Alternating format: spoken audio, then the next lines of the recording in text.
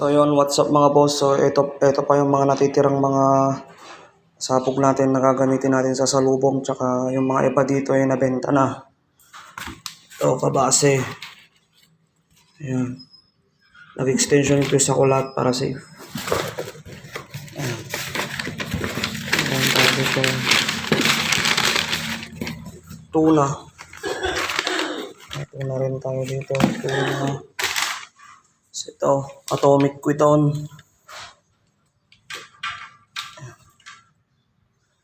Tapos dito sa Wheaties, meron tayong silver tail, tsaka Dreamlight. Ayan.